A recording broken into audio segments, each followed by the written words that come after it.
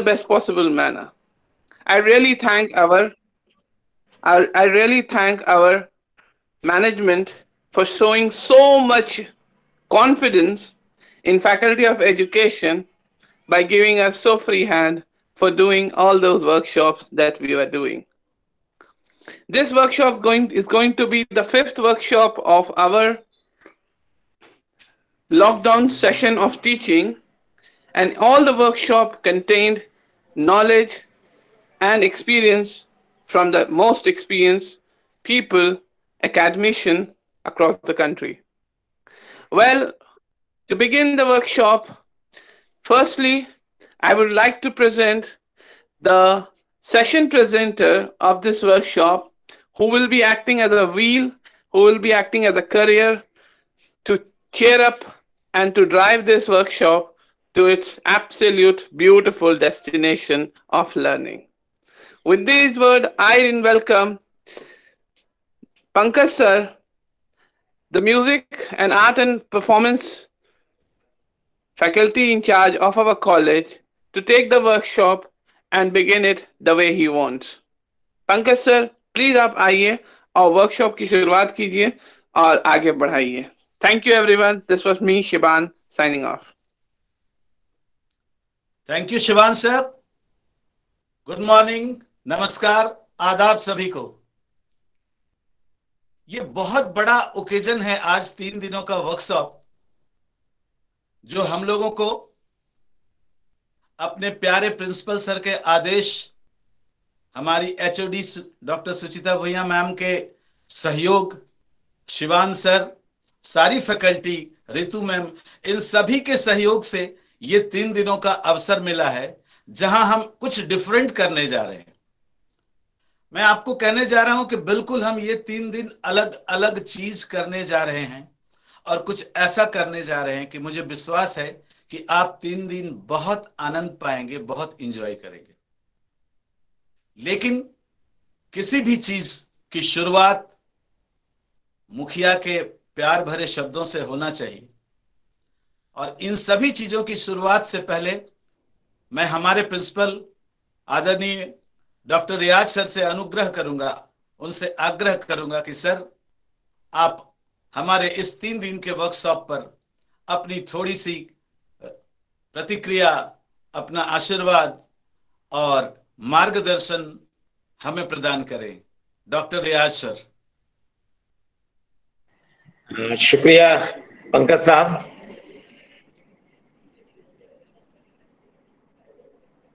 Three days virtual workshop on RAS and its impact on human life के मेहमान खुसूसी मोहतरमा कृष्णा सिन्हा, जो ए ग्रेड आर्टिस्ट हैं और ऑल इंडिया रेडियो में से हमेशा जुड़ी रही हैं. 22 तारीख के हमारे मेहमान बख्शी विकास साहब, कला गुरु हैं, डिपार्टमेंट ऑफ परफॉर्मिंग आर्ट इस जैन कॉलेज से बिलोंग करते हैं. और 23 तारीख के हमारे मेहमान मोहम्मद शमीम और राजेश कुमार साहब, ये दोनों लीडिंग थिएटर आर्टिस्ट हैं. पंकज साहब, सुचिता Bhuiyan, Simanur Rahman Sahab, Rituraj, all faculty members, mass communication के स्टूडेंट्स, बीएड के स्टूडेंट्स और संगीत प्रेमी. सबसे पहले मैं अपने मेहमान मोहतरमा कृष्णा सिन्हा का दिल की गहराइयों से इस्तकबाल करता हूं कि उन्होंने हमारी दावत को कबूल किया और ये दूसरी मर्तबा उनको हमें सुनने का मौका मिलेगा. मैडम पिछला एपिसोड, जो पिछले प्रोग्राम में हमारे साथ जुड़ी रही, रियली ऐसा लगा कि जो आप परफॉर्मिंग, जो चीजें जो आपने सामने पेश किया, ऐसा लग रहा था कि वो चीज आपके साथ बीत रहा. और यही जो है एक बड़े आर्टिस्ट का कमाल है, जो चीजों को आप जिस तरह से पेश की. आज दोबारा हमारे बीच आई। रियली मैं आपको जो है ना अंदर से बहुत खुश हूं। और हमारे जो मास कम्युनिकेशन और बीएड के स्टूडेंट्स आज आपकी कला को जो देखेंगे तो वो भी अपने शब्दों से बयान करना तो बहुत मुश्किल है। मैडम आपका बहुत शुक्रिया अदा करता हूं। और खास करके पिछले दिनों जो मेरी मीटिंग हुई थी तमाम स्टूडेंट अपने टीचर्स के साथ में, और मैं जानता हूं कि हमारे फैकल्टीज में बीएड के बहुत सारी छुपी हुई सलाहियत है। वो लोगों को जोड़ना भी जानते हैं और कैसे, और अपनी कला को अपनी जो एक्सपीरियंसेस हैं, जो आप उनके जो तजुर्बात हैं, वो अपने बच्चों को देना चाहते हैं। मैं आज पंकज साहब का और इसके बाद दूसरे जो हमारे लोग भी जो इस प्रोग्राम को, इस तरह के प्रोग्राम को ऑर्गेनाइज करेंगे, रियली दिल से मुबारकबाद देता हूं और उम्मीद करता हूं कि इस तरह के प्रोग्राम आप करते रहेंगे। मैं कला के बारे में एक चीज जानता हूं बहुत अच्छे से कि अगर जिसके अंदर कला नहीं है तो वो आदमी ड्राई है। आर्ट नहीं है वो आदमी ड्राई है, सूखा है। उसकी जिंदगी में उसके हम एक तरह से कहेंगे उसकी जिंदगी बेमानी है। मैं ये बात इसलिए कह रहा हूं कि मैं अच्छे से जानता हूं कि दिन भर के सारे थकान या बहुत सारी जो आपके अंदर जो बहुत सारी जो बीमारियां हैं, उन सारी बीमारियों का इलाज जो है कला में। आप 1 घंटा अगर आप कला के साथ जुड़ गए तो आपकी सारी चीजें जो है दूर हो जाएंगी। और कला की बारीकियों को सिखाने के लिए हमारे बीच 4 बड़े आर्टिस्ट ये 3 दिन के दरमियान रहेंगे। मैं सभी का तहे दिल से इस्तकबाल करता हूं, वेलकम करता हूं अपनी मैनेजमेंट की ओर से। और खास करके मैं अपने फैकल्टीज का तहे दिल से शुक्रिया अदा करता हूं कि इतने बड़े बड़े आर्टिस्ट को हम सब के बीच जो है ना से जोड़ने का काम किया है। और हमारे बच्चे और हम लोग आपसे के अंदर जो छुपी हुई सलाहियत है, जो आपके अंदर जो प्रतिभाएं हैं, वो उसको जो है ना हम लोग लाइव देखेंगे। और इस पैंडेमिक में एक तरह से इस महामारी का मैं शुक्रिया भी अदा करूंगा कि शायद अगर ये बीमारी नहीं होती तो इतने बड़े कलाकार को हम तो लाइव में मतलब अपने यहाँ बुला नहीं पाते। लेकिन इस पैंडेमिक में इतने बड़े बड़े कलाकार को आपने जोड़ा, इसके लिए मैं तहे दिल से शुक्रिया अदा करता हूं। और आखिर में मैं उम्मीद करता हूं कि ये 3 रोजा प्रोग्राम बहुत ही कामयाब होगा। जिस तरह से पिछला चौथा जो हमारा वर्कशॉप कामयाब रहा, बहुत ही कामयाब सक्सेसफुल रहा, उसी तरह से ये 3 दिन का जो प्रोग्राम है ये भी कामयाब होगा।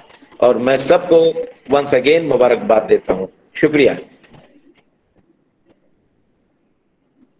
धन्यवाद सर, बहुत बहुत धन्यवाद। आपने आज एक बहुत बड़ी बात कही कि जीवन ड्राई है, उसका कुछ नहीं है सर, नीरस। इसकी बात यही आती है कि वो नीरस है। और सर सच में कहूं तो ये 3 दिन का वर्कशॉप हमारा सिर्फ इसी रस के ऊपर है। रस and it's impact on human mind. रस और उसका जीवन में प्रभाव क्या है,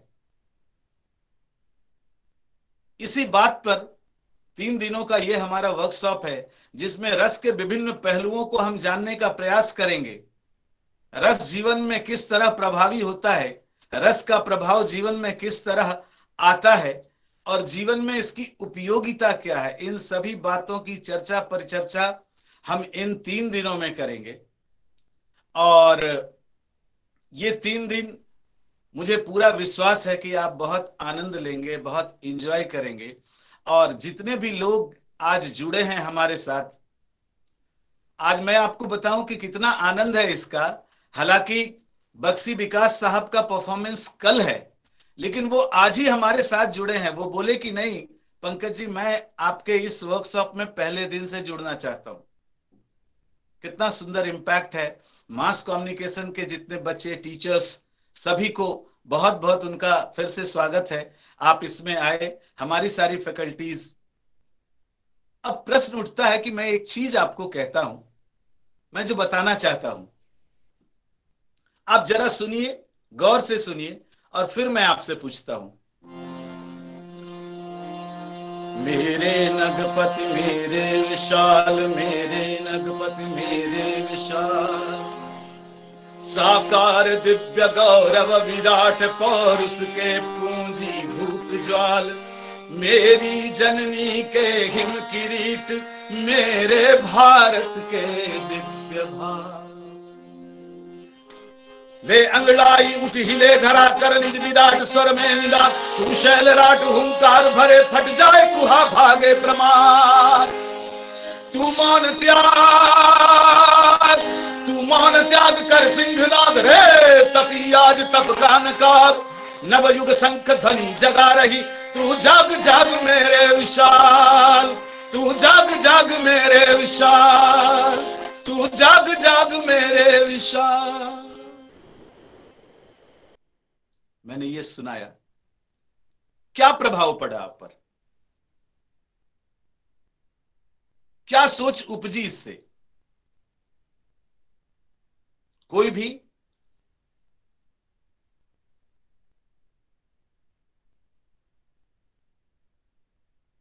इस गीत के माध्यम से आपके अंदर क्या उपज आई, क्या सोच आई?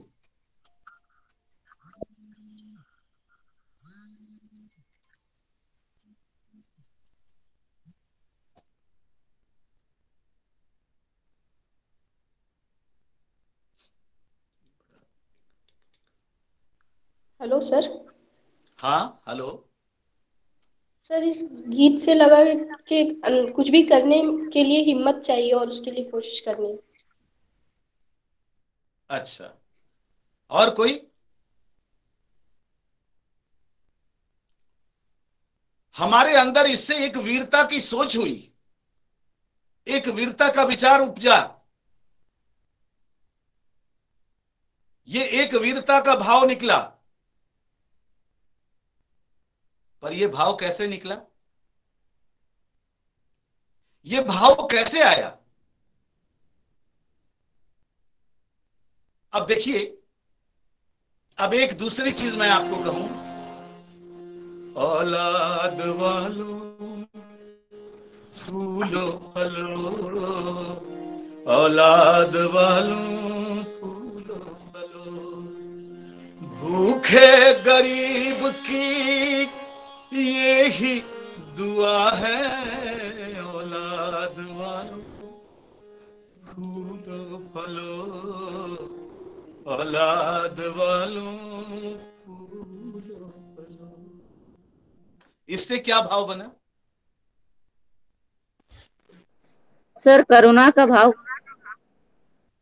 करुणा का भाव आया। लेकिन अब प्रश्न मेरा ये छोटा सा है कि ये भाव क्यों आता है, कैसे आता है? ये भाव क्यों और कैसे आता है?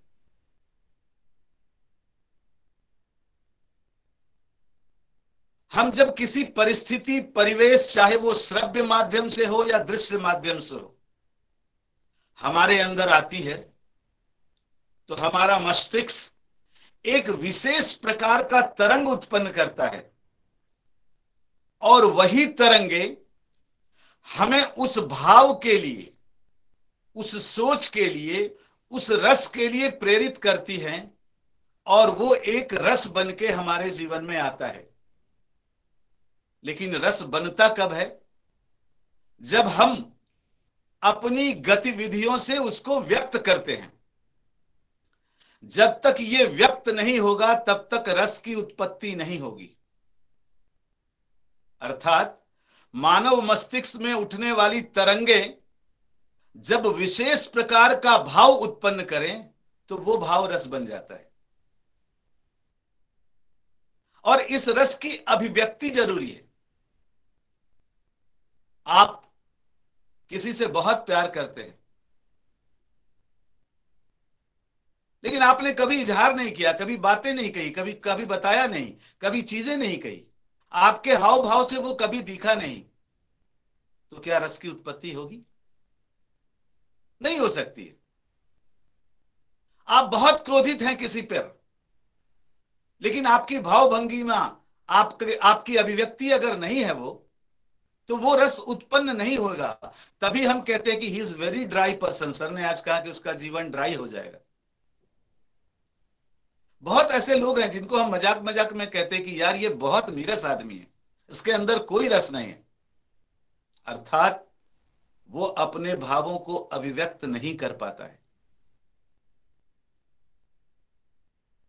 तो ये रस, इसका इंपॉर्टेंस, इसकी उपयोगिता, इसका प्रभाव, इसके प्रकार, जीवन में इसकी उपयोगिता, इन सभी बातों पर 3 दिनों में बहुत विशद और गहरी चर्चा होगी। और सिर्फ चर्चा पर चर्चा नहीं होगी, यहां आप उसका आनंद भी उठाएंगे, उसको समझने की कोशिश करेंगे। और मैं आपको बताऊं कि हमारे बच्चे भी बीच बीच में इसका उदाहरण प्रस्तुत करेंगे। तो ये completely give and take policy वाला एक वर्कशॉप है, जो आप सुनेंगे, उसको आत्मसात करेंगे, उसको समझेंगे, और फिर आपके माध्यम से हम वो जानने की कोशिश करेंगे कि ये चीजें आप तक कैसे पहुंची और कितनी प्रभावी पहुंची। आज हम सबों का बहुत सौभाग्य है कि हमारे पहले दिन में, आज की पहली कड़ी में, हमारे बीच एक ऐसी शख्सियत है, एक ऐसा प्रभावी व्यक्तित्व है जिसने पूरे जीवन समाज को रस बांटा है। पूरे जीवन समाज में जागृति, समाज में एक चेतना, जीवन में एक प्रकाश, जीवन में एक ऊर्जा का काम किया है। और मैं बहुत तहे दिल से स्वागत करता हूं हमारी प्रिय, हम सब तो बड़े प्रेम से दीदी कहते हैं, कृष्णा सिन्हा जी, कृष्णा सिन्हा दीदी। और मेरा बड़ा परम सौभाग्य है कि आज पहले दिन हमारे वर्कशॉप में वो इन सभी विषयों पर बहुत गहराई से आपको सुनाएंगी, प्रकाश डालेंगी, बताएंगी, और आप इसका बहुत आनंद लेंगे। रस जीवन के लिए कैसा है, क्यों है, कैसे जरूरी है, इन सभी बातों को आज, लेकिन मैं चाहता हूं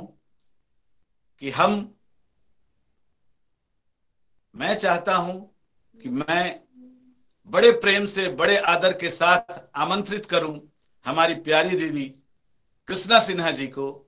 40 वर्षों का अनुभव है, लगभग 200 से अधिक नाटकों का मंचन किया है, 10 से 15 राष्ट्रीय स्तर के पुरस्कार, अवार्ड इन्हें मिले हैं।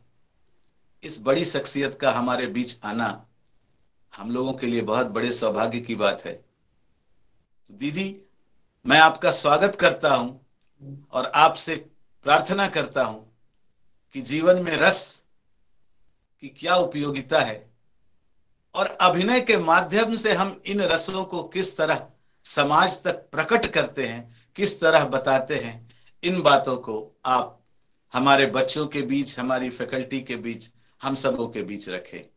आदरणीय कृष्णा सिन्हा जी।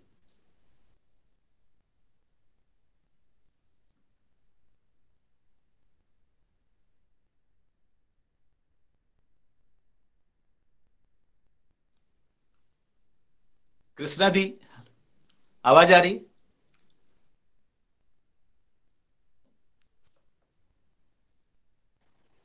कृष्णा दी, रितु मैम, कृष्णा दी है ना? Control D. Your microphone is on. हाँ सर है। दीदी कृष्णा दी, मैडम अनम्यूट करिए, Krishna madam. Someone wants to join this meeting dialogue. Who are you?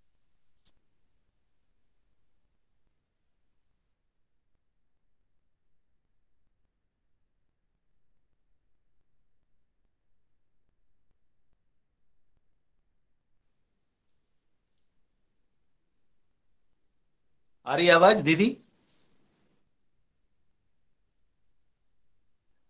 Pankaj sir, एक बार आप कॉल करके बात कर लीजिए ना उनसे, शायद नहीं हो पा रहा। अच्छा, एक बार कॉल कर रहे, तब तक Shivan sir. Control D. Your microphone. हाँ सर बोलिए। कुछ टेक्निकल एरर आया है उनके एंड से, तो बस 1 मिनट के अंदर जो है हम लोग का सारा मामला सॉल्व हो जाएगा। आप लोग धैर्य रखिए Pushpanjali has left the meeting. और Read only. Someone wants to join this meeting dialogue. Sandy.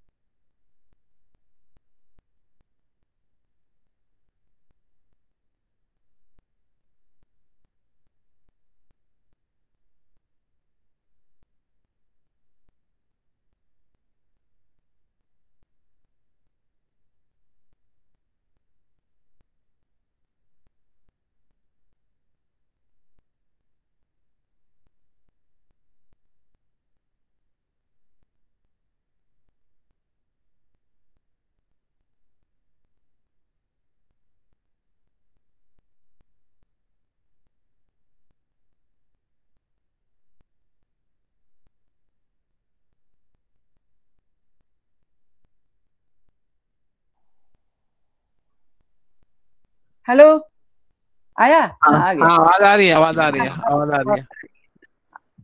ठीक। अच्छा, इसको वर्टिकली रखूं फोन को?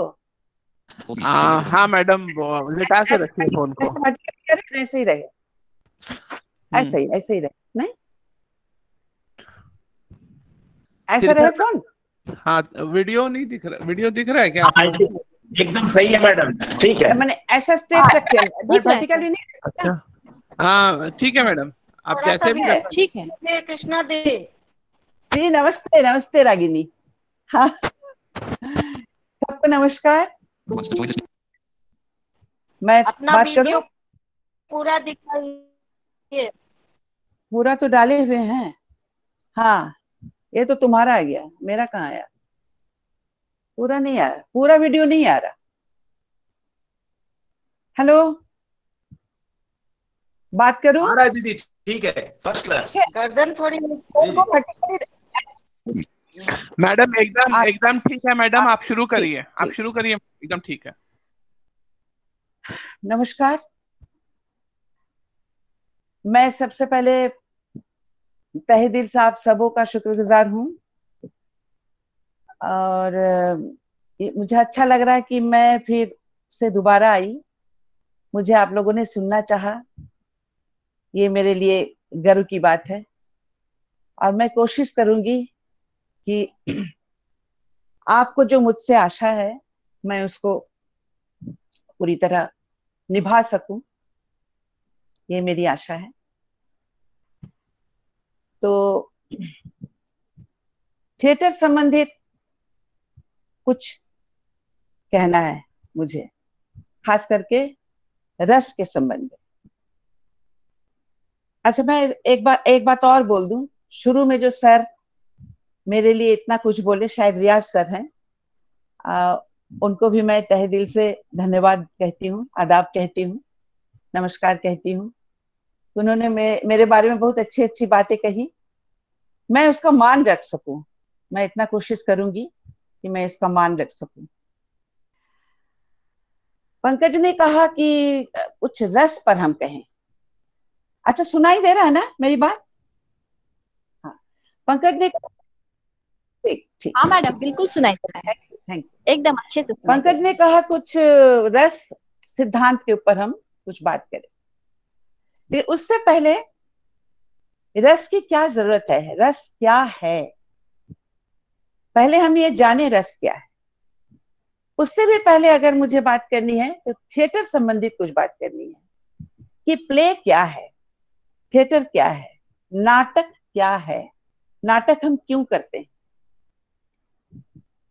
तो नाटक क्या है, हम सभी जानते हैं कि बचपन से जब बच्चे छोटे रहते हैं तो वो कुछ ना कुछ करते रहते हैं अपनी जिंदगी में। जैसे कि बच्चे, लड़कियां खिलौने खेलती है, किचन का खाना बनाने का सामान लेके खाना बनाती है, गुड़िया खेलती है।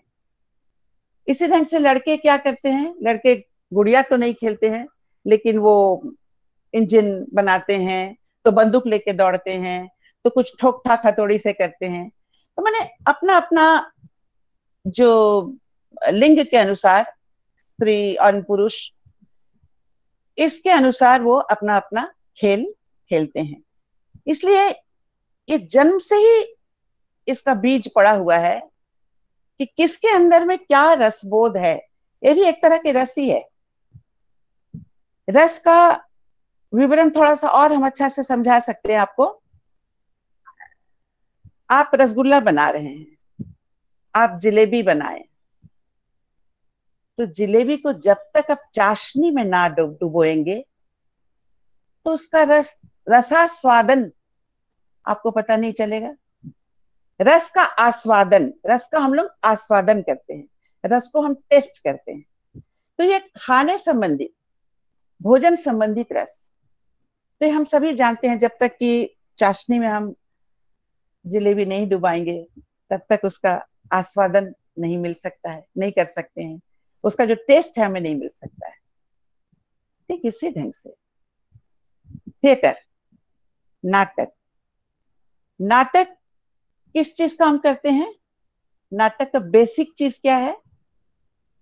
बेसिक चीज है, देखिए एक बात है, थिएटर तो एक दृश्य श्रव्य काव्य भी बोल सकते हैं इसको, दृश्य और श्रव्य, जो दिखना भी चाहिए, सुनना भी चाहिए, और सामने वालों का फीडबैक भी मिलना चाहिए, जो कि मुझे नहीं मिल रहा, मिल नहीं, मैंने ऐसा लॉकडाउन पीरियड में जो ऑनलाइन क्लासेस हो रहा है या ऑनलाइन हम जो भी कुछ कह रहे हैं, मुझे फीडबैक नहीं मिल रहा है। आप जो सामने बैठे होते तो मैं शायद आपसे कुछ पूछती, आपका चेहरा देखकर मैं कुछ समझती, तो ये चीज मेरे को मिलता, एक फीडबैक मिलता, एक रिएक्शन मिलता, जो मिल नहीं रहा है। तो मुझे अकेले ही बोलना है, अकेले ही करना है, अकेले ही सब कुछ कहना है। तो अब ये बात है कि नाटक है क्या। हम लोग ये तो सबको ही जानते हैं कि समाज में जो बुराई है, अच्छाई है, राजनीतिक भी है, बहुत सारे प्रॉब्लम्स है, उसको हम लोग थिएटर के जरिए, नाटक के जरिए, अभिनय के माध्यम से लोगों को दिखाते हैं, और दिखा के जो अच्छी बातें कहना है, जो मैसेज देना है, वो हम देते हैं। तो बेसिकली यही है कि मैसेज जो देना। लेकिन इसके साथ साथ बगल में एक और चीज भी है, साइड में एक और चीज भी है, एंटरटेनमेंट। एंटरटेनमेंट जो जो एक खुशी देता है, एक आनंद देता है। बल्कि मैं, जो पंकज ने कहा कि मैं 40 साल से मैंने थिएटर किया है, तो मैसेज तो दिया है ऑटोमेटिकली, ऐसा ऐसा स्क्रिप्ट चुने हैं जिसका मैसेज लोगों के पास गया है। लेकिन अब मुझे पर्सनली कहोगे आप क्यों नाटक करते हो मैडम, या दीदी आप क्यों नाटक करते हो, आपको नाटक करके क्या आनंद मिलता है, तो मैं थोड़ा एक ऐसी बात बोलूंगी, पता नहीं आपको पसंद आएगा कि नहीं। मुझे नाटक नहीं करने से ना नींद नहीं आती। चींटी बदन में काटने से बिना खुजली किए जैसा आनंद नहीं मिलता है।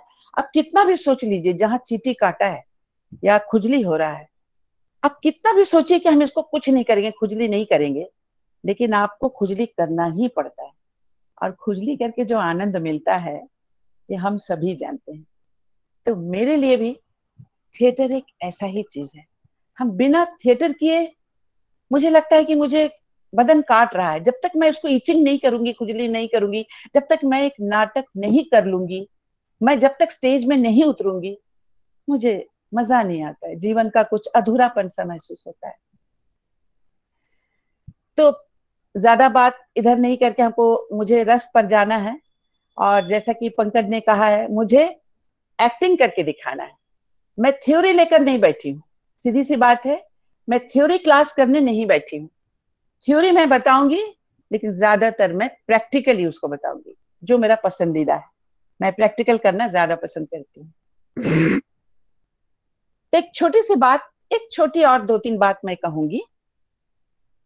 इफ, IF, इफ इंग्लिश में एक शब्द है, इफ। अब अगर सामने होते तो मैं जरूर बात करती। इफ का मतलब सबको पता है, यदि।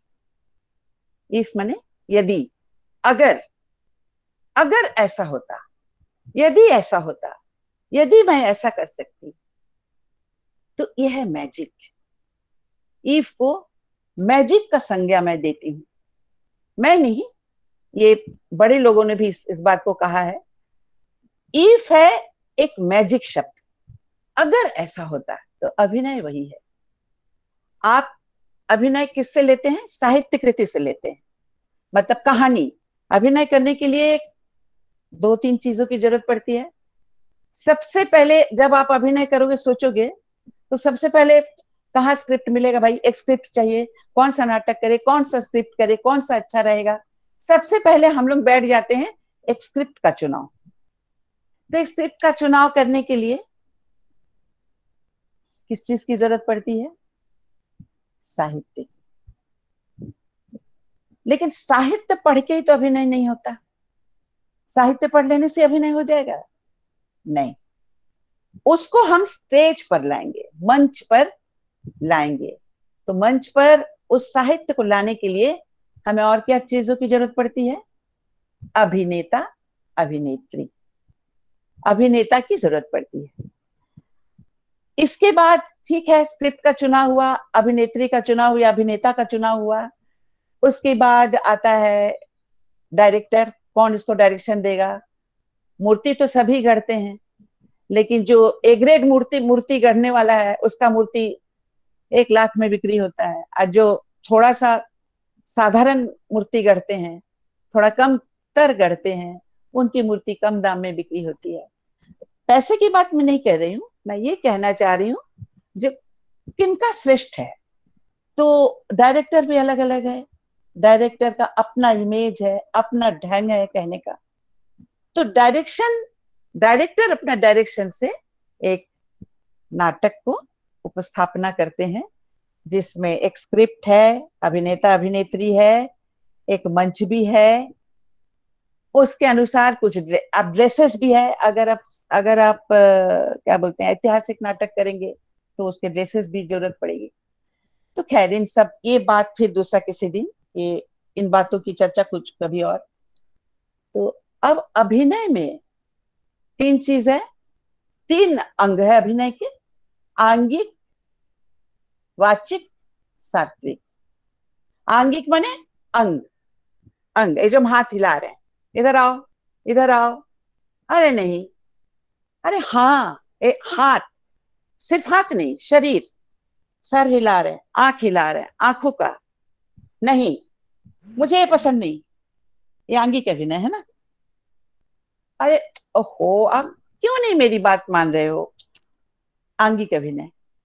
देखो, खबरदार, खबरदार जो मेरे पास आया, आंगिक अभिनय। ये अंग से चल रहा। आंगिक से बाद वाचिक। आप शब्द से समझ रहे हैं। वाचिक यानी वाचन, जो हम कथ्य, जो हम बोल रहे हैं, यहीं पर रस की जरूरत पड़ती है। वाचिक अभिनय को पहले तो हम अंग से किए, दृश्य, श्रव्य, काव्य। दृश्य, दृश्य माने मेरा शरीर, मेरा अंग, नाखून से लेकर बाल तक। लोग कान भी, यहां से भी अभिनय करते हैं। भले मेरा यहाँ पर जब गुस्सा दिखाना होता है, तब यहां से भी लोग अभिनय करते हैं। तो ये सारे हुए, वचन हुआ, वाचिक जो शब्द हुए। इसके बाद है सात्विक, जिसमें आपके रस बोध है, रस है, और उसके ड्रेसेस है, और लाइट्स है, बहुत बहुत सारे एस्पेक्ट्स है। इतनी बातों में मैं नहीं जाऊंगी। अब मुझे रस के बारे में, पंकज ने कहा है आज रस के बारे में, रस सिद्धांत के बारे में मैं कुछ कहूंगी। तो रस के बारे में तो मैं पहले ही कह चुकी हूँ कि आप अगर बिना रस के जिलेबी खाते हो तो आपको एकदम बेस्वाद, लेकिन जब रस के साथ उसमें चाशनी में डुबो के उसके सारे जिलेबी के पेच में, अंग अंग में उसके रस जब भर जाते हैं और एक एक काट आप खाते हैं, आह क्या स्वादिष्ट, आह क्या बनाया रस। ये नाटक भी यही है। नाटक हम खड़े होके बोले, सुनो, इधर आओ भाई, आप उधर से क्यों जा रहे हो, ये मेरा काम नहीं है, इधर से आप ये तो नाटक नहीं हुआ। लेकिन कैसे होगा नाटक? अगर हम इसमें रसास्वादन करेंगे। अरे भाई सुनो, अरे क्यों नहीं सुनते हो आप? जरा मेरी बात सुनो। मैंने एक छोटी सी बात है इसको लेके, इतनी से मैं यहीं पर इसको समाप्त करती हूँ। मैं अब रस में आती हूँ।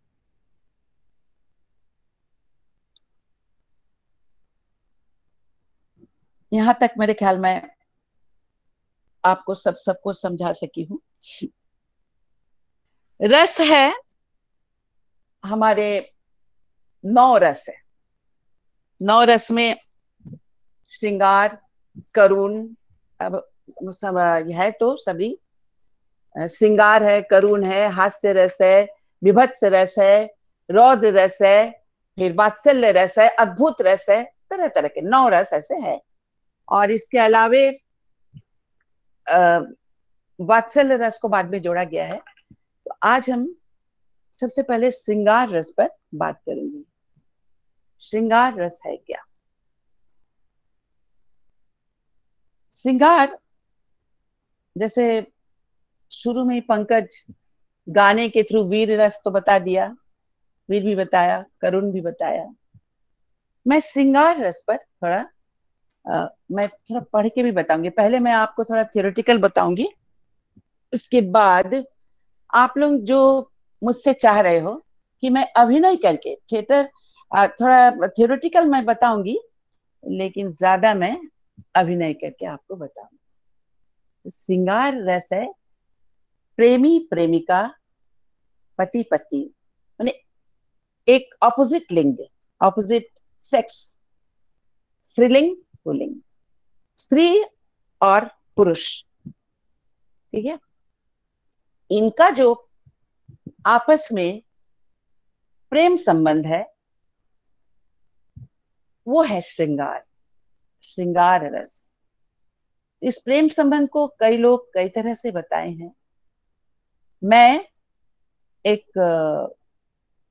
सुरेंद्र वर्मा जी की एक नाटक है, सूर्य की अंतिम किरण से सूर्य की पहली किरण तक,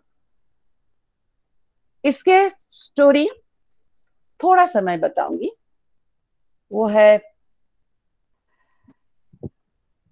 शीलवती और उक्काक। शीलवती है आपका, वो रानी रहती है, और उक्काक उसके पति राजा। उक्काक थे नपुंसक, माने वो स्त्री संग करने लायक उनका शारीरिक अवस्था नहीं था। मैं थोड़ा मतलब ऐसी बातें करूंगी जो हम लोग एडल्ट हैं, सभी एडल्ट हैं, इसलिए मैं थोड़ी सी चर्चा इसकी करूंगी। तो वो नपुंसक थे, वो स्त्री संग करने लायक नहीं थे। तो शीलवती और उनका नेचुरली उनका जो लाइफ था, उनका जो कंजुगल लाइफ था, जो मैरिटल लाइफ था, वो असुखी रहता है, स्वाभाविक है असुखी। लेकिन वंश बढ़ाने के लिए हमें हमें एक पुत्र या कन्या चाहिए जो कि आगे का वंश बढ़े, जो आगे राजा बने। तो इनके घर में कोई ऐसी किलकारियां मैंने होने की संभावना नहीं थी। तो पहले था नियोग प्रथा। नियोग प्रथा जैसे महाभारत में भी हम लोग जानते हैं, नियोग प्रथा से पांडवों के सारे 5 बच्चे, 6 बच्चे, सभी नियोग प्रथा के जन्म हुआ था। तो इसमें भी ये लोग चाहते, राजा महामात्य राजपुरोहित एक गुप्त मंत्रणा करके बोलते हम लोग नियोग प्रथा से रानी का बच्चा करेंगे। तो था कि उस समय ऐसा था कि सूर्य की अंतिम किरण, सूर्य की अंतिम किरण माने सूर्य ढल गया, उस समय रानी एकदम माने गर्व के साथ सबके सामने ही से वो जाएगी किसी पर पुरुष के यहाँ, दूसरे पुरुष के यहाँ, जिसका निर्वाचन भी यही लोग करेंगे, महामात्य मंत्री राजपुरोहित यही करेंगे। और सूर्य की पहली किरण जैसे भोर होने को आएगा, रानी वापस आएगी। घर। इसी ढंग से कुछ दिन चलेगा। अगर अगर पुत्र संभावना जगे तो फिर इस प्रथा को वहां पर उसको रोक दिया जाएगा। तो मैं यहाँ पर इस श्रृंगार रानी का, रानी जाति है, शीलवती जाति है प्रतोष के यहाँ, एक इन्हीं के निर्वाचित किया हुआ कोई था। तो आती है पहला दिन, पहली सुबह जब वो आती है तो वो राजा से क्या बात होती है, देखिए क्या श्रृंगारिक शब्द है हम पढ़ना चाहते हैं। नेचुरली ओक्का छोटा छोटा, ज्यादातर शीलवती का ही है, ओक्का का एक आध छोटा छोटा। और एक बात और बोल दूं, ये जो अभी जो मैं पढ़ूंगी इसी को ये भी एक, माने हम जब अपग्रेडेशन के लिए गए थे इसको भी मैंने पढ़ा था रजिस्ट्रेशन में और अपग्रेडेशन मिला था इसी को, इसलिए मैं इसको आज चुना कि थोड़ा इसको पढ़ दूं। तो शीलवती का, ठीक है, मेरी नजर, आंखें तो देख नहीं पाएंगे क्योंकि मैं पढ़ रही हूँ, आप ध्यान से इसको सुनिए।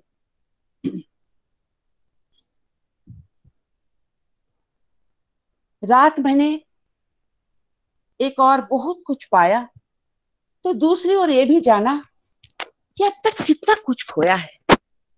खोने में से पाने का संतोष और पाने में से खोने का आक्रोश, कितना सुख दे सकता था ये शरीर, लेकिन मैंने नहीं जाना। शीलवती बोल रही है, मैंने नहीं जाना। वर्ष पर वर्ष बीतते गए, वही प्रातःकाल उठना, स्नान, ध्यान, उद्यान की क्यारियां, वीणा वादन या चित्र रचना, पक्षियों का दाना पानी, किसी पुस्तक के पन्ने पलटना, दोपहर भर सोना, सायंकाल कोई सभा समारोह, कुछ संगीत नर्तन। मेरी दिन की दिनचर्या कभी नहीं बदली क्योंकि रात की आप बीती नहीं बदली। मुझे किसी ने बलात् सारी रात नहीं जगाया। मैंने नींद से बोझिल पलके झपकाते हुए किसी से मनुहारी नहीं की। जब दो शरीर पास आते हैं तो सम्मिलन का व्यक्तिगत इतिहास बनता है। निकट आने की पूरी प्रक्रिया, अलग अलग सोपानों पर एक दूसरे की प्रतिक्रिया की जानकारी। लेकिन ये साझेदारी मेरे जीवन में कभी नहीं आई। ऋतुएं पर ऋतुएं बदलती गई। ग्रीष्म आया तो देह पर चंदन पोत लिया, वर्षा आई तो श्वेत वस्त्र पहन लिए, शरद आया तो कानों में नील कमल, हेमंत आया तो बालों में काला अगरू, शिशिर आया तो मोटा कुपारसक, वसंत आया तो लाल दुपुर। लेकिन ऋतुओं का ये परिवर्तन क्या केवल इतना ही होता है? ये कहीं पति पत्नी की रातों को नहीं छूता, उस व्यक्तिगत इतिहास को?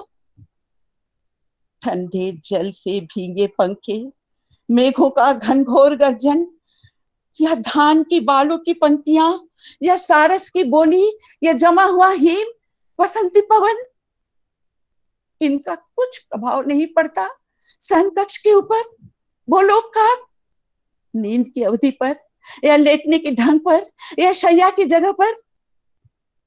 बोलो बोलो। वो काक बोलता है, नहीं, मैं नहीं जानता। उसको खराब लग रहा है सुनने में, फेस नहीं कर पा रहा।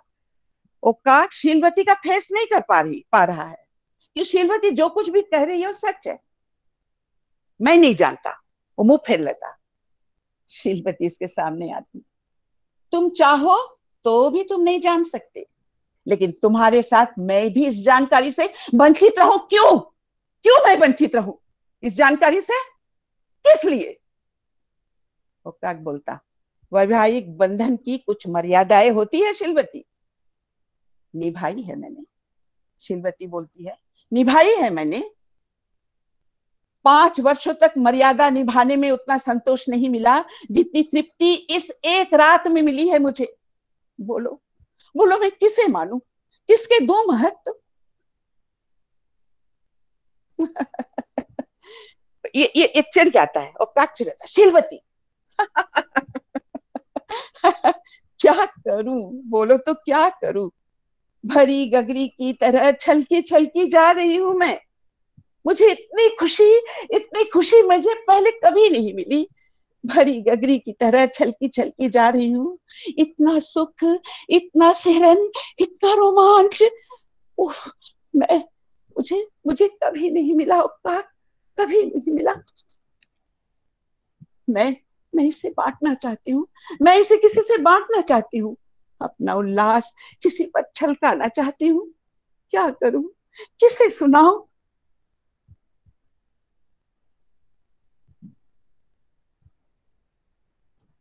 ये श्रृंगार रस, श्रृंगार रस, प्रेम, ये भी एक तरह का श्रृंगार रस है। खाली पति पत्नी एक दूसरे को देख के या प्रेमी प्रेमिका एक दूसरे को आलिंगन करके वो करके नहीं होता है।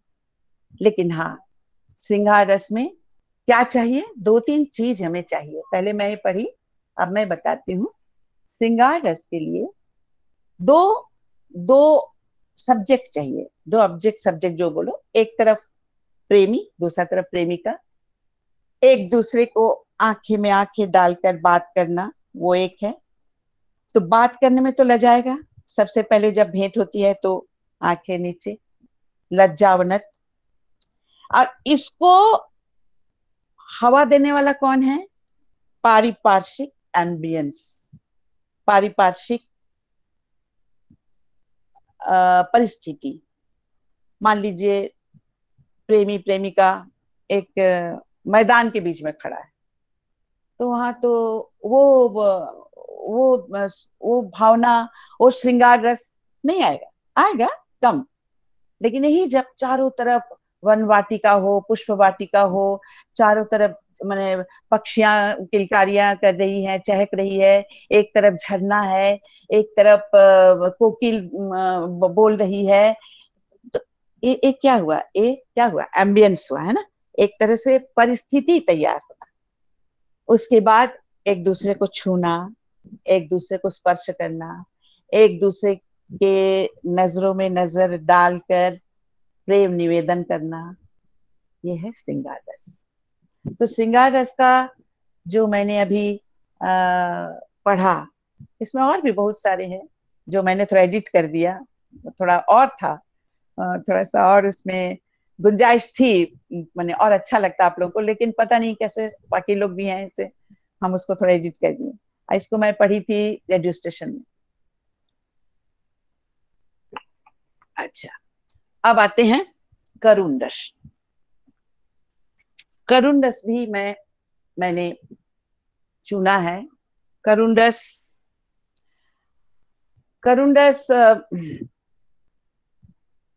जब किसी का दुख देख के, किसी का दुख देख के हम जब रह नहीं सकते, उसका दुख से दुखी होते, उसके भावनाओं से मेरी भावना भी जुड़ जाती, उसको रोते हुए देख के मेरी आंखें भी भर आती है। करुण, करुण, दुख भरी, दुख, ये करुण रस है। तो इसको ज्यादा मेरे ख्याल समझाने की जरूरत नहीं है, मैं पढ़ दूंगी तो वो आपको ज्यादा अच्छा लगेगा। ठीक है? किसी का दुख में दुखी होना, सिर्फ दुखी तो नहीं, किसी का मौत है, दुख तो बहुत तरह के होते हैं, मौत भी होते हैं, वो भी होता है। तो आप लोग जो चाहते हैं मेरे से कि मैं थोड़ा एक्टिंग करके भी बताऊं, और मुझे भी उसी में सहूलियत है, मैं वो ज्यादा समझा सकती हूँ। थ्योरी तो सभी लोग बोल देंगे, लेकिन करके बताना, दिखाना, वो अलग चीज है। मैंने आखिरी सवाल करके एक नाटक किया था। आखिरी सवाल बसंत कानेटकर जी का लिखा हुआ, एक सत्य घटना पर आधारित नाटक है। इवन जब ये नाटक को लिखा गया था तभी ये पात्र इसके जीवित थे। जब नाटक इस नाटक को जब लिखा गया था, इसकी जब रचना हुई थी, तब इसके पात्र जो है ना वो जीवित थे। सिर्फ एक पात्र नहीं था, थी, उसकी मौत हो जाती है बाद में, वो आपको हम पढ़ के बताएंगे तो आपको समझ में आएगा। एक परिवार है, उनके एक बेटा एक बेटी, काफी संपन्न परिवार, माँ डॉक्टर है, पिताजी वकील है, बैरिस्टर है, और खूब खुश मिजाज है। इस नाटक को मैंने किया है बहुत बार। खूब खुश मिजाज है, और इनकी बेटी है, और खूब रक्षणशील परिवार है। माँ थोड़ा स्ट्रिक्ट है, बेटी को जाने नहीं देती है, बेटी को खेलने नहीं देती, ज्यादा बाहर मत जाओ, जो हर माए होती है, ज्यादा बाहर मत जाओ, ज्यादा फलाना माने अकेले मत जाओ, रात को मत जाओ, इस टाइप का है ना। और भाई रहता। इसी बीच में बेटी को एक बीमारी हो जाता है, कैंसर। जो छोटी बेटी है सुनंदा उसका नाम रहता है, ये सच्ची घटना है, नाम भी वही है सुनंदा। उसको माँ घर में परिवार में सब नंदू कहकर पुकारते थे। ये नाटक मेरे साथ प्रीति की थी, प्रीति डॉरिस को आप लोग बहुत लोग जानते होंगे, ग्रेजुएट्स कॉलेज की है। और उसकी छोटी बहन प्रीति अभी रेडियो स्टेशन में थी, अनाउंसर थी, अभी दिल्ली में पोस्टेड है। ये की थी, बहुत अच्छा की थी। और हरमित्तल साहब थे इसमें, मेरा हस्बैंड का रोल में। मैं थी डॉक्टर माँ, ठीक है। तो बेटी को जब कैंसर का पता किसको पहले हेलो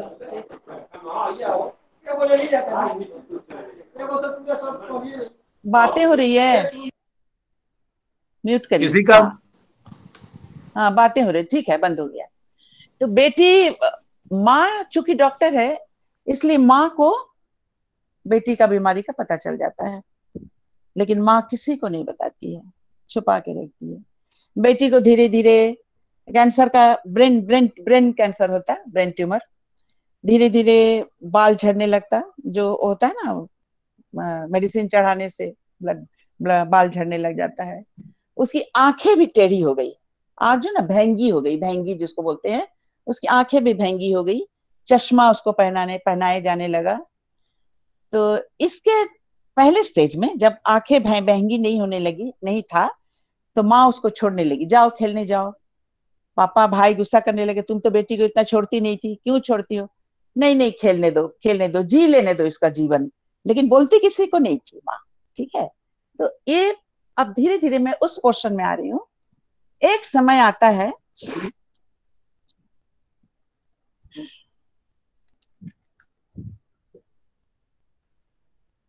एक समय आता है कि बेटी को पता चल जाता है, बेटी को पता चल जाता है।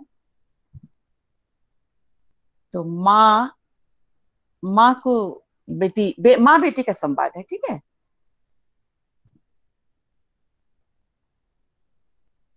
माँ बोलती है, नहीं बबली, मैं बीच से पढ़ रही हूँ इसलिए नेचुरली थोड़ा समझने में दिक्कत होगा, लेकिन असली चीज समझने में किसी को दिक्कत नहीं होगा, जो करुण रस है। माँ बोलती है, नहीं बबली, मैं तुम्हारी बताती हूँ, बेटी को बहुत तकलीफ है, मेरा दाग है मुंह में, हर बच्चा को होता है ना। सुंदर सी लड़की, उसके गाल में चेहरे में दाग हो गया, काला काला धब्बा पड़ गया, बाल उड़ गए, आंखें भैंगी हो गई। तो बोलती है, बहुत दुखती है, बोलते माँ मेरा कितना मजेदार सूरत हो गया ना, हाँ मैं कैसी दिख रही हूँ माँ, आंखें भैंगी। रोने भी लगती, हंसते हंसते रोती है। तो माँ उसको छाती से लगा लेती है, बोलती है मुझे भी पढ़ना बहुत दिक्कत होगा, माने मैं पता नहीं कितना अपने आप को संवरण कर सकती हूँ। नहीं बबली, मैं तुम्हें बताती हूँ, तुम्हारे ये दाग चले जाएंगे बाबू, आंखें ठीक हो जाएंगी। और कल मैं जो क्रीम लाई हूँ, देखिए छलावा, अब कल मैं जो क्रीम लाई हूँ उसे लगाने से 15 दिनों में तेरा बाल भी झड़ना बंद हो जाएगा। तो खूब हंसती है नंदू करके हंसती है। तो माँ बोलती, हंस क्यों रही है बबली, हंस क्यों रही है? मॉम्स, तुम मुझे कितने दिनों तक धोखा देती रहेगी? माँ एकदम स्टंट हो जाती है, क्या क्या क्या क्या क्या बोल रही हो तुम? क्या तुम सोचती हो मुझे अपनी बीमारी का पता नहीं? मम्मी, मैं तुम्हारी एक डॉक्टर की बेटी हूँ। नहीं बेटी नहीं। तो माँ ना पानी, आंखों का पानी छुपाने के लिए हाथ छोड़ा के जाने लगती, तो रोक लेती है बेटी उसका हाथ। ये देखिए, ये सब स्टेज का काम है। माँ जाने लगती है, बेटी उसका हाथ पकड़ लेती है, माँ तुम कहाँ जा रही, आओ मेरे पास बैठो, माँ को जकड़ लेती है।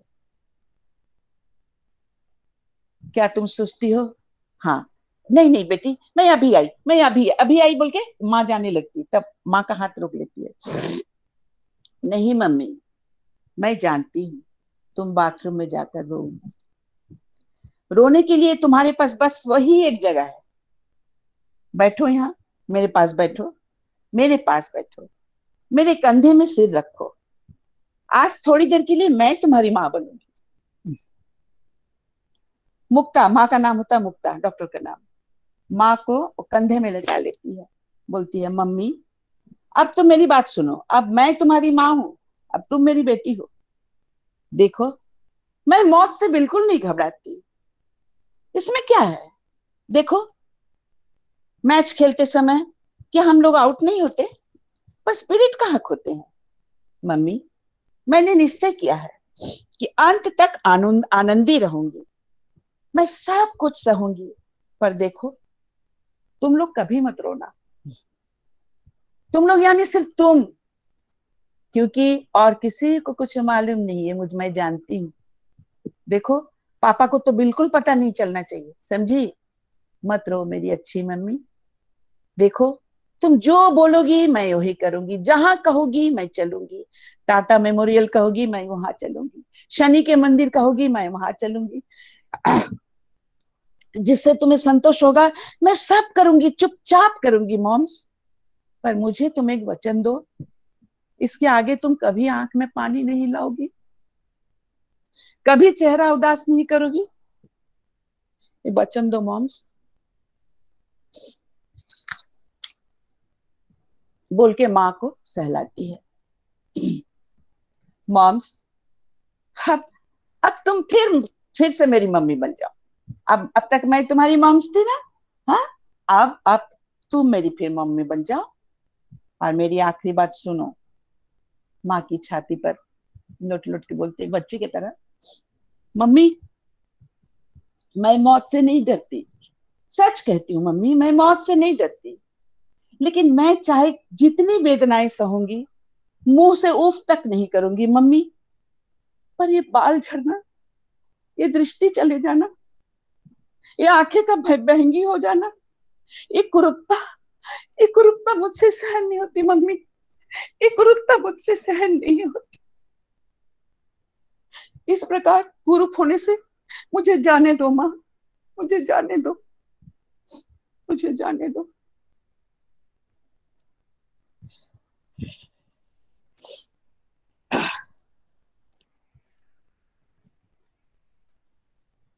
तो यह है करुण रस। अच्छा, करुण रस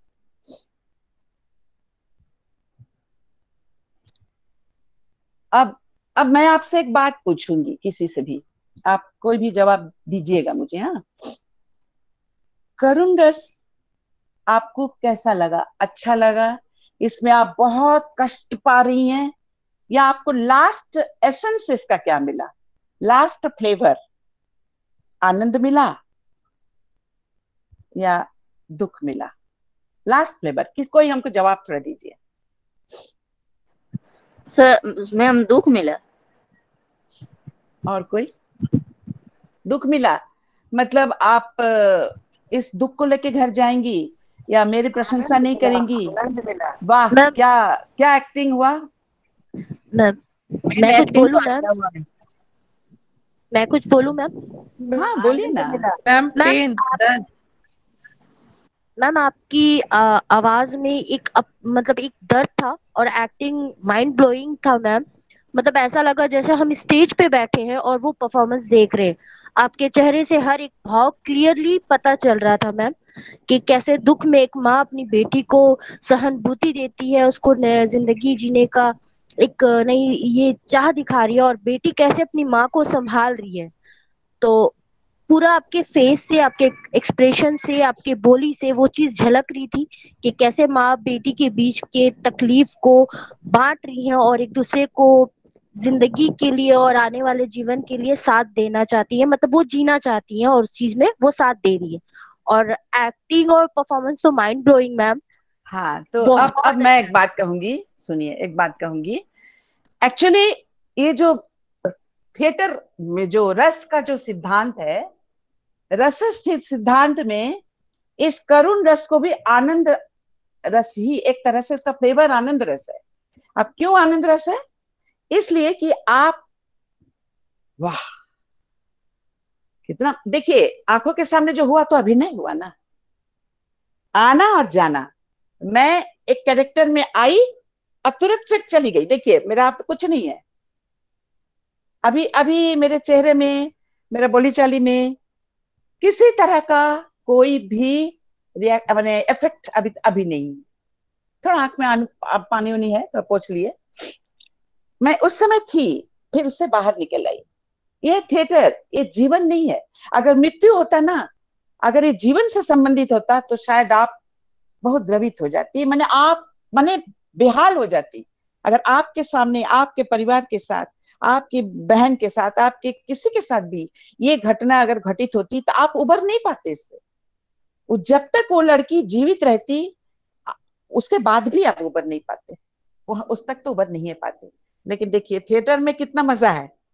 आपको मैंने रसास्वादन करा दिया, करुण रस का आस्वादन करा दिया, श्रृंगार रस का भी आस्वादन करा दिया। देखिए ये है थिएटर।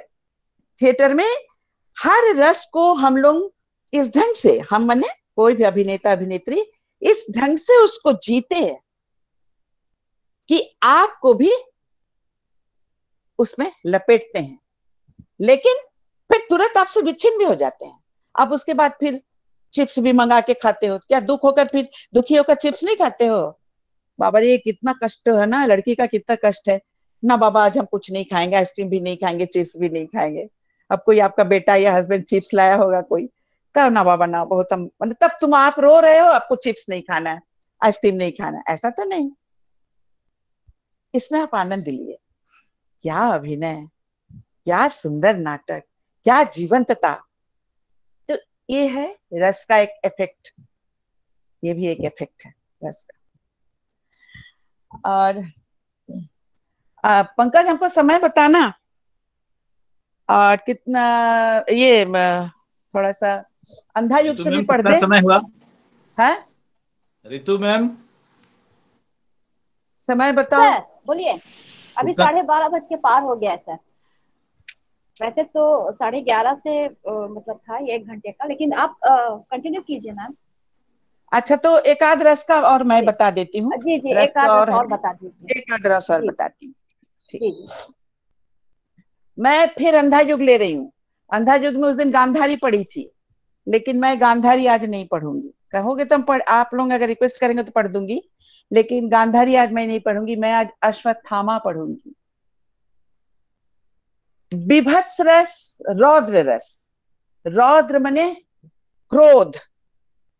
आप तो तांडव नृत्य देखे होंगे, वो आएगा बख्शी, विकास बख्शी आएगा, उससे पूछिएगा, वो आपको बताएगा तांडव नृत्य कैसे किया जाता है। तांडव, रौद्र, शिव का एक रूप होता है रौद्र, भयंकर। तो ता, तो एक रौद्र रस है और एक विभत्स रस है, वीर रस। वीर रस मैं नहीं बता रही हूँ, पंकज आपको बता ही दिया। मैं सोची थी थोड़ा गाना गा के बता दूंगी, लेकिन समय नहीं है। तो मैं अंधा युग से अश्वत्थामा का पढ़ रही हूँ, जिसमें दो रस मिक्स है। दो रस मिक्स है, जैसे आपका विभत्स रस भी है और वीर रस भी थोड़ा है। ठीक है, थोड़ा सा, इसका ज्यादा नहीं है।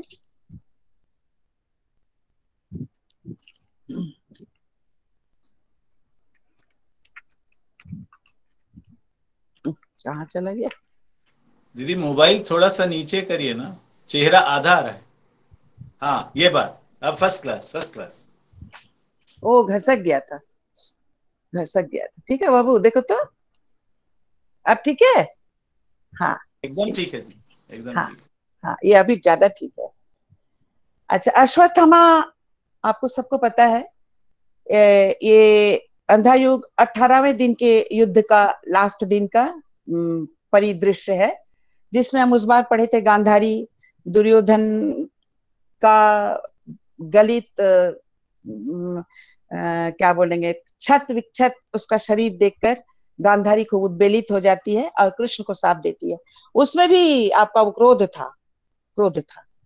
तो इसमें क्रोध है, कुछ विभत्स रस भी है। अश्वत्थामा को बहुत गुस्सा है, द्रोणाचार्य का मृत्यु जो है अश्वत्थामा हत इति गज, आप लोग सब जानते हैं। माने गलत ढंग से उनको गलत मैसेज देके द्रोणाचार्य को मारता है। ये कह दिया जाता है कि अश्वत्थामा मरा है, धीरे से बोल दिया जाता है हत इति गज, गज मारा, लेकिन द्रोणाचार्य सोचते हैं कि मेरा पुत्र ही मारा गया। वो नेचुरली अपना अस्त्र छोड़ देते हैं और वो करते हैं, मर जाते हैं। तो ये अश्वत्थामा को बहुत गलत नागवार गुजरता है, नेचुरली बहुत गुस्से में रहता है।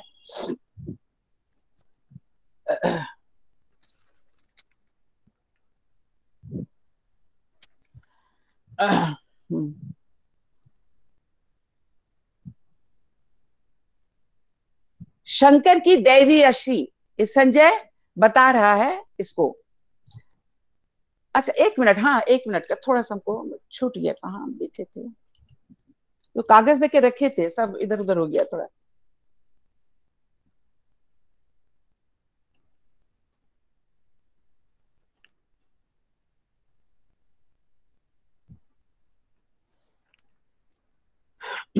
या अच्छा ठीक है, थोड़ा विभत्स रस का अश्वत्थामा का बताते हैं। शंकर की दैवी असी लेकर अश्वत्थामा जा पहुंचा योद्धा दृष्टद्युम्न के सिरहाने। दृष्टद्युम्न ने मारा था द्रोणाचार्य को। शंकर की दैवी असी लेकर अश्वत्थामा जा पहुंचा योद्धा दृष्टद्युम्न के सिरहाने पे। बिजली सा झपट खींच कर सैया से नीचे और घुटनों से शव को दबा दिया। क्रोध, ये रस है। देखिए क्रोध कैसे दिखाता है लोग। क्रोध दिखाने के लिए बॉडी एक्टिंग, चेहरा, नथुना फड़पना, गाल का फड़पना, ये सब। शंकर की दैवी असी लेकर अश्वत्थामा जा पहुंचा योद्धा दृष्टद्युम्न के सिरहाने। बिजली सा झपट खींच कर सैया के नीचे घुटनों से दाब दिया उसको। पंजों से गला दबोच लिया। आंखों के कटोरे से दोनों साबित गोले कच्चे आमों की गुठली की जैसे उछलकर खाली गड्ढों में काला लहू उबल पड़ा। आपको क्या लग रहा है, कितना विभत्स देखिए। ऐसा आंख में मारा कि आंख का जो दो गोला है वो गोला निकल के फेंका गया और काला लहू, आंखों के अंदर से काला लहू उबल पड़ा फूट के। ये जो है ये विभत्स रस जनरली हम लोग दिखाते नहीं है। विभत्स रस को स्टेज में हम लोग नहीं दिखाते ना। विभत्स रस क्या है, देखने से उल्टी आती है, आप सहन नहीं कर सकेंगे, इतनी उल्टी आएगी। तो ऐसा अगर किसी का हम लोग स्टेज में दिखा नहीं सकते, और आप नॉर्मल लाइफ में भी आप देखोगे तो आंख गड्ढा है, उसका आंख से काला खून निकल रहा है, आंख का बॉल्स जो है गिर गया है नीचे, कितना विभत्स है। इसलिए हम लोग इसको दिखाते नहीं है स्टेज में, लेकिन बोल सकते हैं। पंजों से गला दबोच लिया, आंखों के कटोरे से दोनों साबित गोले कच्चे आमों की गुठली जैसे उछल गए, खाली गड्ढों में से काला लहू उबल पड़ा। अंधा कर दिया उसको पहले ही। कितना दयालु अश्वत्थामा, गांधारी बोलता, गांधारी को चिढ़ था ना, अंधा कर दिया उसको पहले ही। वाह कितना दयालु है अश्वत्थामा। बड़े कष्ट से जोर जोर का शब्द कहा उसने, वध करना है तो अस्त्रों से कर दो। तुम योग्य नहीं हो इस नरपोशु दृष्टद्युम्न, तुमने निरस्त्र द्रोण को कायर हत्या की, ये बदला है मेरा। फिर चूर चूर कर दिए ठोकरों से उसने मर्मस्थल। ये विभत्स रस का है। तो और क्या किया जाए, बोलो।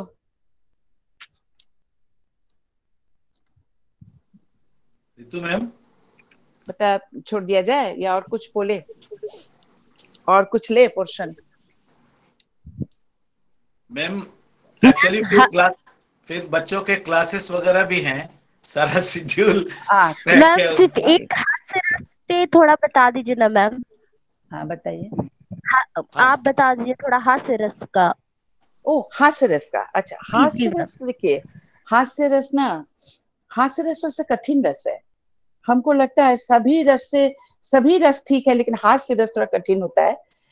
हास्य रस का मतलब आप किसी आदमी को किसी चरित्र को, आदमी माने किसी ऑब्जेक्ट को, चाहे किसी इंसान को, चाहे स्त्री हो चाहे पुरुष हो, उसका विभिन्न अंग भंगी माने जो है, जो नेचुरल है, आदमी जैसा नेचुरल चलता फिरता है, उससे हटके अगर विचित्र अंग भंगी करे, विचित्र, आप इस शब्द पर जोर दे, विचित्र अंग भंगी, विचित्र भाव भंगिमा।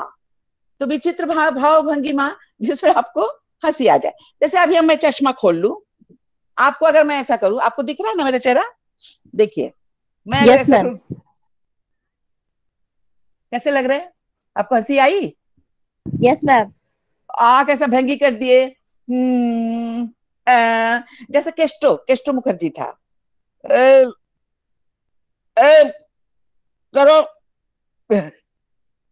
देखिए कुछ नहीं, मेरा अंग भंगी से आपको हंसी आई, मुंह कर दिया, आंख टेढ़ा कर दिया, शरीर का कोई भी पोर्शन, हाथ हो, पैर हो, ड्रेस हो, जब भी आप उससे हटके कुछ करते हैं, हास्य पैदा होता है, उस अंग भंगिमा से हास्य पैदा होता है, तो आपको हंसी आएगी।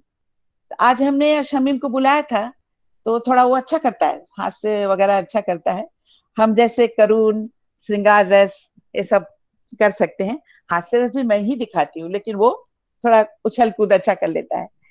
हास्य रस का और भी कुछ पॉइंट्स है, जैसे कि कौतुक, जैसे हास्य व्यंग रचना, व्यंग से भी हम लोग हंसते हैं, व्यंग रचना से भी हंसते। व्यंग रचना माने जैसे कि किसी एक राजनैतिक चरित्र, उसके बारे में जब हम कुछ उल्टा सीधा उल्टा करके बोल के उसको जब उसका समीक्षा करते हैं, उसका व्याख्या करते हैं, उसका चारित्रिक गुण अवगुण को बताते हैं व्यंग्यात्मक ढंग से, तब भी हम लोग हंसते हैं, एक कौतुक होता है। चार्ली चैपलिन कैसे हंसाते थे बताइए तो? चार्ली चैपलिन का मुंह से एक शब्द नहीं निकलता था। सबसे बड़ा उदाहरण हम लोग का चार्ली चैपलिन। चेहरा का अंग भंगी, उनका चाल, उनका पैर पड़ना, माने पैर का उछल जाना, कहीं ऊंचाई से नीचे उतर जाना, माने अजीब ढंग से उनका चाल भी थोड़ा ऐसा था, वो ऐसा करके ऐसा करके। ये सब ना दिखाना, देखिए मैं स्टेज होने से आपको अच्छा से दिखा सकती थी, ये बोल के हास्य पैदा करना, क्योंकि हास्य पैदा करने के लिए शारीरिक अंग भंगिमा मेन है, और मैं यहाँ बैठ के शारीरिक अंग भंगिमा नहीं कर सकता। फेशियल थोड़ा आपको मैंने बताया, केस्टो मुखर्जी ऐसा करते थे, आंख टेढ़ा करके। केस्टो मुखर्जी कैसा पीते पीते थे ना, ऐसा पी के ऐसा। अच्छा ये देखिए स्वर भंगिमा, स्वर का टूटना भी, ये भी हास्य पैदा करता है।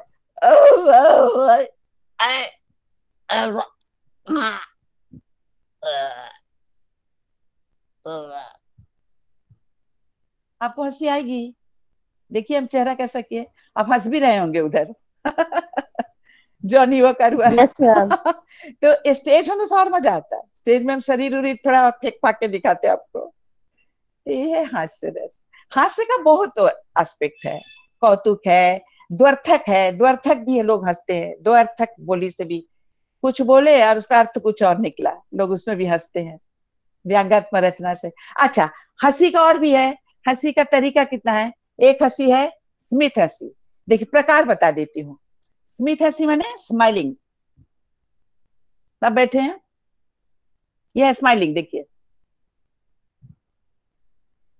स्मिथ हंसी। और हंसी जिसको हंसी। और एक होता है विहंगसी, खनखनी।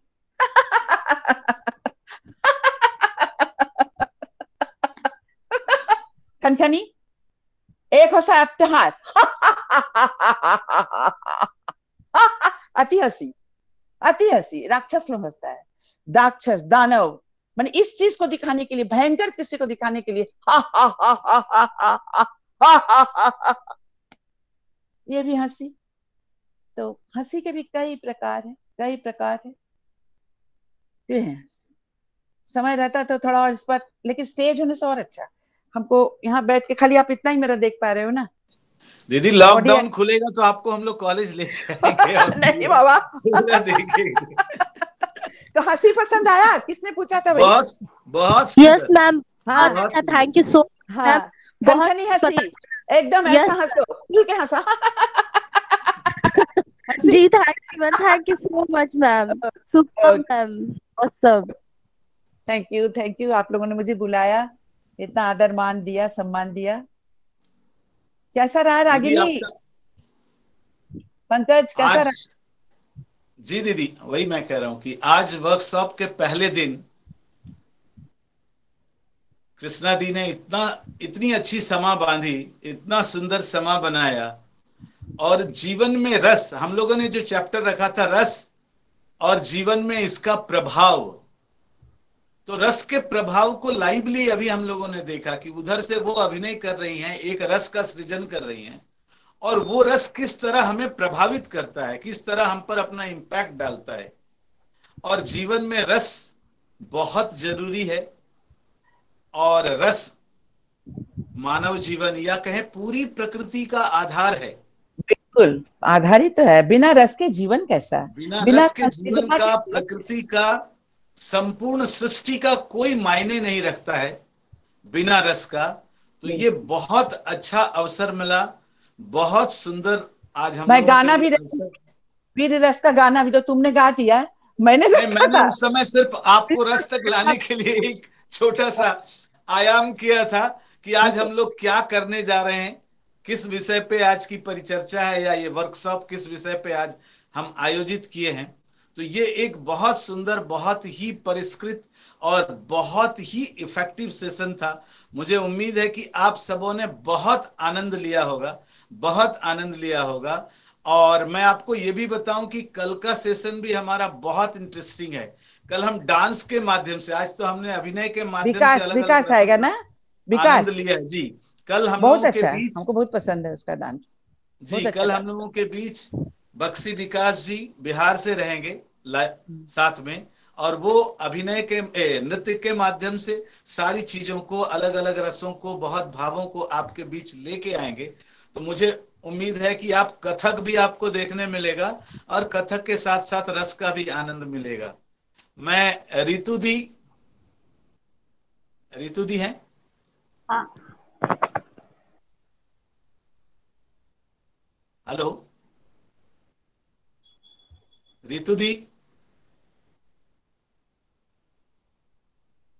शिवान सर। हाँ सर। हाँ मैम, अब आपसे पहले सुचिता मैम,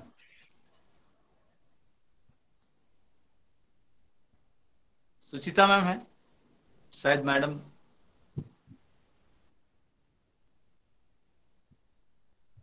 शायद मैम निकल चुकी है सर, शायद लेफ्ट हो गई है। हाँ शायद वो डिस्कनेक्ट। ठीक है, चलिए मैडम, आप थोड़ा सा वोट ऑफ थैंक्स के रूप में हमारे गेस्ट को, और जितने लोग हम लोग के साथ जुड़े हैं, हमारी आज की फैकल्टी या मास कम्युनिकेशन से जितने लोग जुड़े हैं सब, मैं आज, और एक चीज मैं आपको बताऊं कि आज हमारे साथ डॉक्टर रागिनी भूषण भी जुड़ी हुई हैं, और साहित्य के क्षेत्र में बहुत बड़ी हस्ती है, बहुत बड़ा नाम है, और बहुत ही अच्छी साहित्यकार हैं।